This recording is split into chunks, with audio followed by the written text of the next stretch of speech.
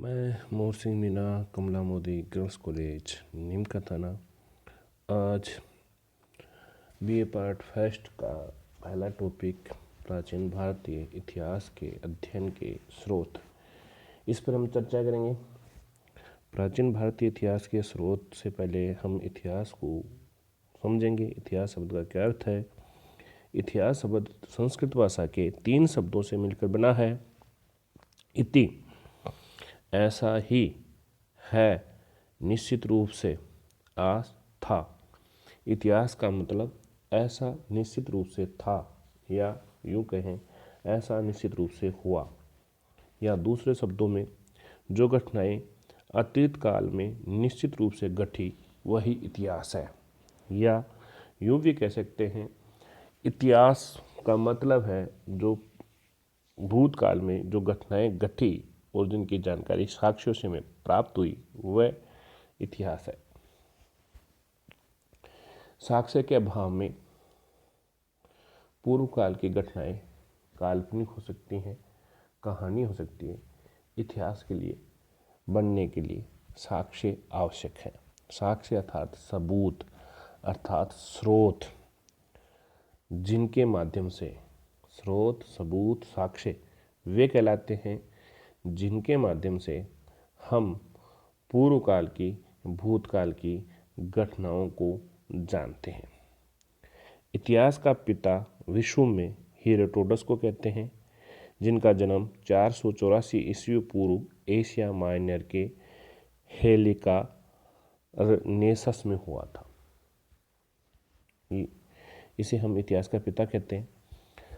भारतीय इतिहास को जानने के 2 स्रोत हैं, पुरातात्विक स्रोत, साहित्यिक स्रोत। पहले पुरातात्विक स्रोत लेते हैं।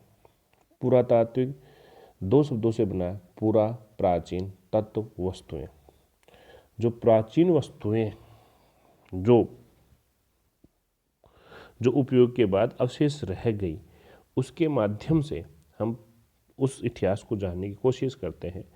तो इन प्राचीन वस्तुओं को से जो इतिहास का ज्ञान प्राप्त करते हैं, इस स्रोत को हम पुरातात्विक स्रोत कहते हैं। भारत में पुरातत्व संबंधी कार्य का आरंभ यूरोपियों ने किया। पुरातत्व के क्षेत्र में अमूल्य योगदान अलेक्जेंडर कनिंघम ने दिया। इसलिए अलेक्जेंडर कनिंघम को भारतीय पुरातत्व का जनक कहा जाता है। अलेक्जेंडर कनिंघम को कहा जाता है भारतीय पुरातत्व का जनक। पुरातत्व में जो सामग्री शामिल है वो है स्तंभ, खंबे वगैरह, ताम्रपत्र, अभिलेख, शिलालेख, शिलाओं पर लिखे लेख, ताम्रपत्रों पर लिखे लेख, सिक्के, सोने चांदी तांबा के, मोहर।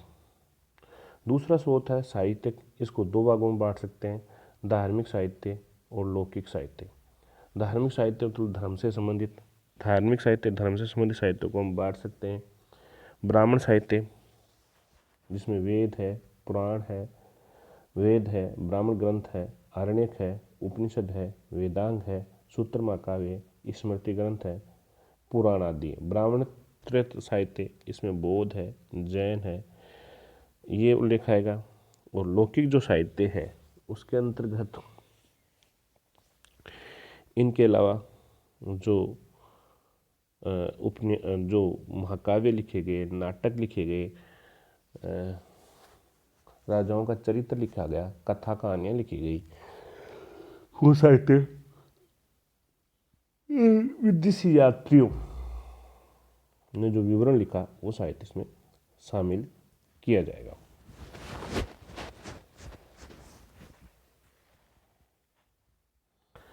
अब हम लेते हैं सबसे पहले प्राचीन भारत के पुरातात्विक स्रोत को। पुरातात्विक स्रोत, भारत में पुरातत्व संबंधी कार्य का आरंभ यूरोपियों ने किया। पुरातत्व के क्षेत्र में सबसे बड़ा योगदान अलेक्जेंडर कनिंघम का है, इसलिए उसे पुरातत्व का जनक कहते हैं। अब पुरातत्व से संबंधित जो है स्रोत, उनमें सबसे पहले लेते हैं स्तंभ। जो सबसे प्राचीन स्तंभ जो मिला है, अभिलेख, स्तंभ अभिलेख, वो बोगचकोई का है। बोगचकोई मध्य एशिया में है, तुर्की में है। यह अभिलेख 1400 ईसा पूर्व का है। इस अभिलेख पर इंदर मित्र, वरुण आदि वैदिक देवताओं का उल्लेख है और इनको साक्ष्य मानकर आर्यों का विभाजन हुआ हितानी और मितानी। हितानी यूरोप में चले गए और मितानी ईरान होते हुए भारत आ गए, ये इसमें वर्णन है। अगर स्तंभ लेखों की बात करें या अभिलेखों की बात करें, शिलालेखों की बात करें, तो प्राचीन भारत में सबसे ज़्यादा अभिलेख अशोक मौर्य के मिले हैं। अशोक के अधिकतर अभिलेख ब्राह्मी लिपि में हैं। अशोक के अभिलेख 3री शताब्दी ईसा पूर्व के हैं और ये उत्तरी पश्चिमी भारत के कुछ अभिलेख जो अशोक के मिले वो खोष्टी लिपि के भी हैं। ज़्यादातर अशोक के अभिलेख ब्राह्मी लिपि के हैं, लेकिन उत्तर पश्चिम भारत में खोष्टी लिपि के हैं और सबसे ज़्यादा भारत में अशोक के ही अभिलेख मिले हैं। अशोक नाम 4 अभिलेखों में मिलता है, मास्की, गुजरा, निटूर तथा उद्देगोलन। अशोक नाम कौन से मिलता है? मास्की, गुजरा, निटूर तथा उद्देगोलन। इन अभिलेखों में अशोक के धर्म और राजत्व का आदर्श पर प्रकाश पड़ता है। अभिलेखों में वर्णन क्या है? अशोक के धर्म के बारे में, उसके राजत्व सिद्धांत के बारे में। लगमान और सरेकोना, ये अशोक के अभिलेख यूनानी और अरमाई लिपि में है। लगमान और सरेकोना। सर्वप्रथम अशोक के अभिलेखों को 1837 ईस्वी में जेम्स प्रिंसेप ने ब्राह्मी लिपि में लिखित अशोक अभिलेखों को पढ़ा था। दारा से प्रभावित होकर अशोक ने अभिलेख लिखे थे। दारा ईरान का शासक था, उससे प्रभावित होकर अभिलेख लिखे गए। अशोक अभिलेखों को सर्वप्रथम जेम्स प्रिंसेप ने पढ़ा ब्राह्मी लिपि में। सबसे ज़्यादा अशोक के अभिलेख मैसूर, जो आज कर्नाटक कहलाता है, से मिले हैं। आरंभिक अभिलेख गुप्त काल पूर्व प्राकृत भाषा में है, लेकिन गुप्त और गुप्तोत्तर काल के अभिलेख संस्कृत भाषा में मिले। यमराजदूत हेलियोडोरस का बेश नगर विदिशा से प्राप्त गरुड़ स्तंभ लेख में 2री शताब्दी ईस्वी में भारत में भागवत धर्म के विकसित होने के साक्ष्य मिलते हैं।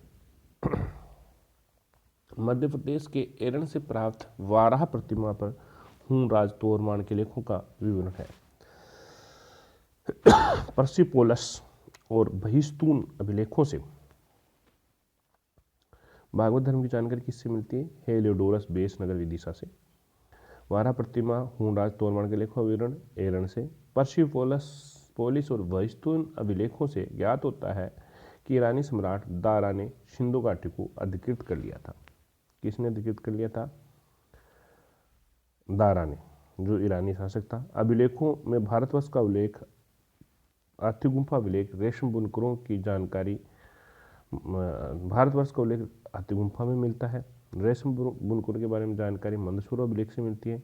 सत्यव्रता के बारे में जानकारी भानुगत के एरण अभिलेख से मिलती है। शिलालेखों का अध्ययन एपिग्राफी कहलाता है। ये तो हो गया स्तंभ लेख, अभिलेख। जो शिलालेख हैं इनका अध्ययन कहलाता है एपिग्राफी, शिलाओं पर लिखे हुए लेख। और सिक्कों का अध्ययन मुद्रा शास्त्र,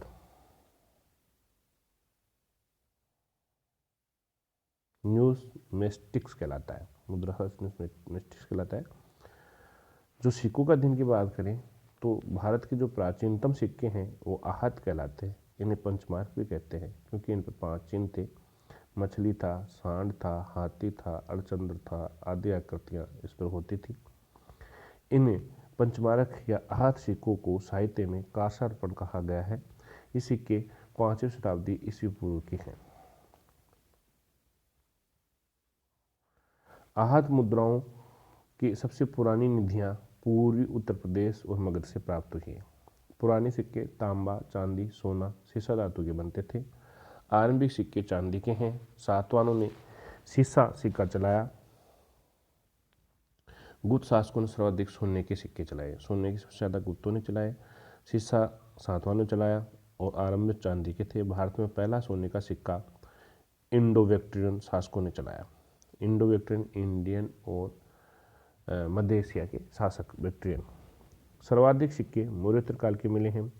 आरंभिक सिक्कों पर चिन्ह मात्र मिलते हैं, लेकिन बाद के सिक्कों पर राजाओं और देवताओं के नाम तथा तिथियां भी उल्लेखित हैं।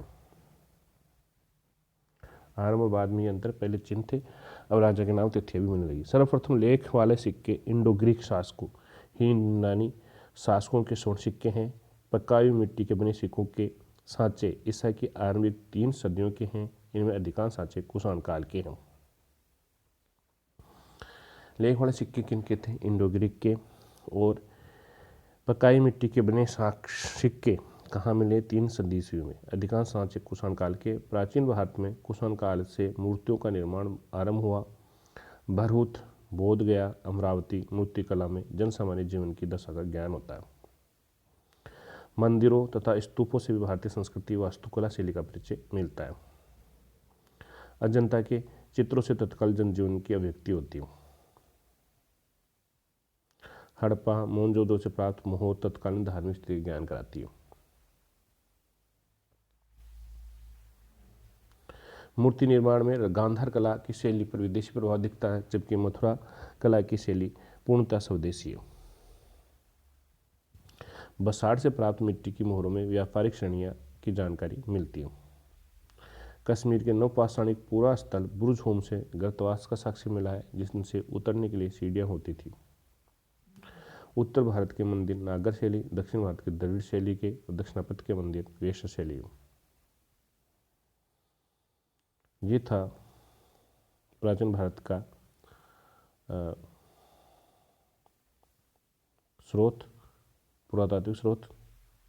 अब प्राचीन भारत के धार्मिक स्रोत साहित्य को लेते। तो धार्मिक साहित्य प्राचीन भारत में उसको 2 भागों में बांटते हैं, ब्राह्मण साहित्य, ब्राह्मणोत्तर साहित्य। आज हम ब्राह्मण साहित्य की बात करेंगे, कल फिर ब्राह्मणोत्तर साहित्य की बात करेंगे। ब्राह्मण साहित्य के अंतर्गत जो हिंदू धर्म का साहित्य है, जिसमें वेद है, ब्राह्मण है, ब्राह्मण ग्रंथ आरण्यक है, उपनिषद है, वेदांग है, सूत्र है, महाकाव्य है, स्मृति ग्रंथ है, पुराण आदि शामिल है। ब्राह्मण साहित्य सर्वाधिक प्राचीन ग्रंथ ऋग्वेद है।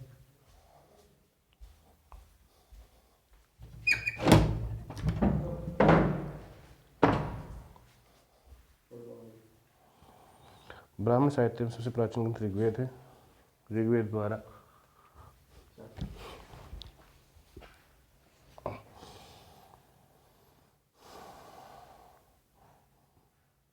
द्वारा प्राचीन आर्यों के धार्मिक, सामाजिक, आर्थिक, राजनीतिक जीवन का परिचय मिलता है। सबसे बाद का वेद अथर्ववेद है। वेदों की संख्या 4 है: ऋग्वेद, यजुर्वेद, सामवेद, अथर्ववेद। इन चारों वेदों को सामूहिक रूप से संहिता कहा जाता है। संहिता किन्हें कहा जाता है? ऋग्वेद, यजुर्वेद, सामवेद, अथर्ववेद के सामूहिक रूप को। ऋग्वेद वेदों में सबसे महत्वपूर्ण वेद ऋग्वेद है। ऋचाओं के क्रमबद्ध ज्ञान के संग्रह को ऋग्वेद कहा जाता है। ऋग्वेद के 2 ब्राह्मण ग्रंथ हैं, ऐत्रेय और कौशितकी, जिसे शाकायन भी कहते हैं। इसमें 10 मंडल हैं, 1028 सूक्त है, 10,462 ऋचाएँ हैं। ये वेदों की रचना शुरुआत में हुई जब आर्य मध्य एशिया से भारत में आए। अफगानिस्तान, पाकिस्तान और पंजाब क्षेत्र में रहे, तब उस क्षेत्र का उन्हें जो ज्ञान था भौगोलिक, उसका वर्णन, राजनीतिक, सामाजिक, आर्थिक दशा का वर्णन इसमें किया।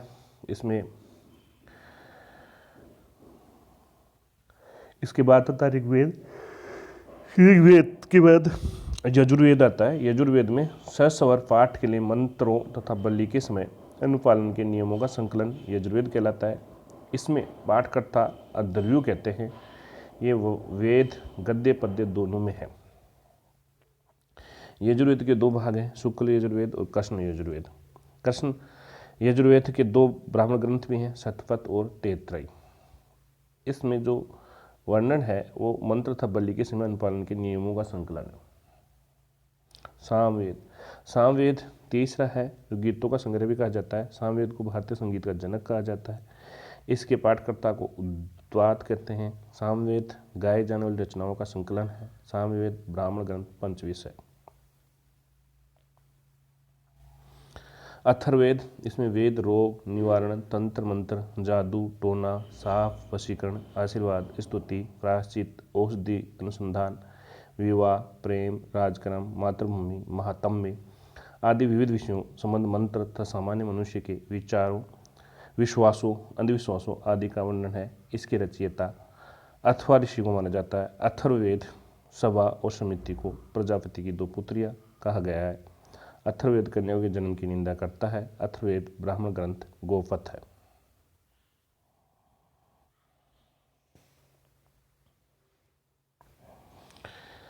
इसके बाद आते हैं वेदों के ब्राह्मण ग्रंथ, जिन्होंने जो वैदिक साहित्य है उसकी व्याख्या की है विस्तृत गद्य में, यज्ञ विषयों का प्रतिपादन किया है। इनमें प्रमुख है ऐत्रेय ब्राह्मण, जिसमें राजा अभिषेक के नियम तक कुछ प्राचीन राजाओं का उल्लेख है।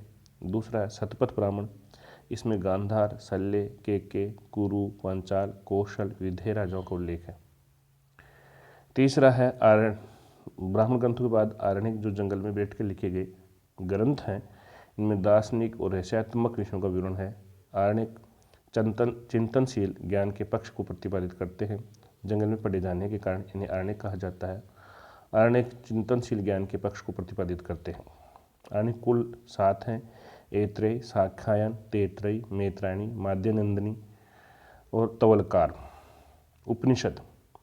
उपनिषद आरण्यों का पूरक तथा भारतीय दर्शन के प्रमुख स्रोत हैं। वैदिक साहित्य के अंतिम भाग होने के कारण इन्हें वेदांत भी कहा जाता है। उपनिषद उत्तर वैदिक काल की रचनाएं। उपनिषदों में आर्यों के दार्शनिक विचारों की जानकारी मिलती है। इन्हें पराविद्या या आत्मविद्या भी कहा जाता है। उपनिषदों में आत्मा, परमात्मा, पुनर्जन्म की अवधारणा की जानकारी मिलती है। उपनिषदों की कुल संख्या 108 है, जिनमें 12 प्रमुख हैं: ईश, केन, कठ, प्रश्न, मुंडक, मांडुक्य, तैत्तिरीय, ऐत्रेय, छांदोग्य, कौशितकी, वृहदारण्यक और श्वेताश्वतर। भारत का जो राष्ट्रीय आदर्श वाक्य है सत्यमेव जयते, वो मुंडकोपनिषद से लिया गया है। वेदांत 6 है: शिक्षा, कलफ, व्याकरण, निरुक्त, ज्योतिष, छंद। वेदांत गद्य सूत्र रूप में लिखे गए हैं। वैदिक साहित्य को अक्षुण्ण बनाए रखने के लिए बाद में सूत्र साहित्य का उद्भव हुआ। प्रमुख उपवेद लिखे गए, जिसमें आयुर्वेद ऋग्वेद से संबंधित है, धनुर्वेद यजुर्वेद से संबंधित है, गंधर्ववेद सामवेद से संबंधित है और शिल्पवेद अथर्ववेद से संबंधित है। व्याकरण ग्रंथों में सबसे महत्वपूर्ण पाणिनिकृत अष्टाध्यायी है, जिसकी रचना 400 ईसा पूर्व मानी जाती है। विधि नियमों का प्रतिपादन जिन सूत्र साहित्यों में किया गया वह कल्प सूत्र के नाम से जाने जाते हैं। कल्प सूत्र 3 है: स्रोत सूत्र यज्ञ संबंधी नियम है, इसमें गृह सूत्र लौकिक पारलौकिक कर्तव्य है, धर्म सूत्र धार्मिक सामाजिक राजनीतिक कर्तव्य। धार्मिक सामाजिक राजनीतिक धर्म सूत्र में है, लौकिक पारलौकिक कर्तव्य गृह सूत्र में है, यज्ञ संबंधी स्रोत सूत्र में। धर्म सूत्रों में स्मृति ग्रंथों का विकास हुआ। प्रमुख स्मृति ग्रंथ मनु स्मृति, याज्ञवल्क्य स्मृति, पराशर स्मृति, नारद स्मृति, बृहस्पति स्मृति, कात्यायन स्मृति और गौतम स्मृति है। मनुस्मृति सबसे प्राचीन व प्रमाणिक है। रामायण व महाभारत 2 महाकाव्य हैं। महाभारत महाकाव्य की रचना काल 400 ईसा पूर्व स्वीकार किया गया है। इसका अंतिम रूप से संकलन 400 ईस्वी के लगभग हुआ था। महाभारत की रचना वेद व्यास ने की। पहले से 8800 श्लोक थे, जिसका नाम जय सीता था। कालांतर में श्लोकों की संख्या 2400 हो गई, तो 24,000 हो गई, तो नाम भारत के रूप में चर्चित हुआ। जब 8800 थे तो इसका नाम जय संहिता, जब 24,000 गए तो भारत, बाद में 1 लाख श्लोक हो गए तो इसका नाम सत सहस्री संहिता हो गया, अर्थात महाभारत। इसे वैदिक जन भरत के वंशज कौरव पांडवों की कथा है। महाभारत का पहला उल्लेख आश्वालायन गृह सूत्र में है। आश्वालायन गृह सूत्र में है। रामायण की रचना वाल्मीकि ने की। इसमें आरंभ में 6000 श्लोक थे, बाद में 12,000 हो गए, वर्तमान में 24,000 है। ये 5वीं सदी ईसा पूर्व की रचना है।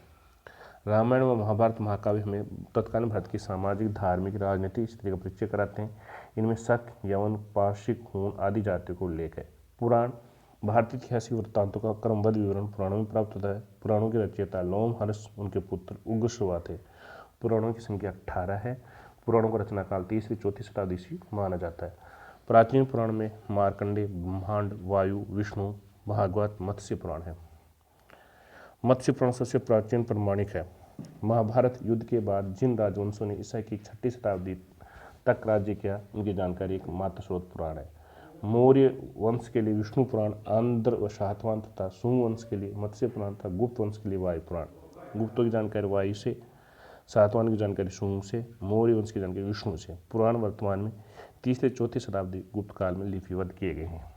पुराण साहित्य ब्राह्मण साहित्य से प्राचीन भारत के सामाजिक तथा सांस्कृतिक इतिहास पर तो विस्तृत प्रकाश पड़ता है, परंतु राजनीतिक इतिहास की बहुत कम जानकारी मिलती है। अगले अध्याय में हम गैर ब्राह्मण धर्म के स्रोतों की चर्चा करेंगे। Okay, thank you.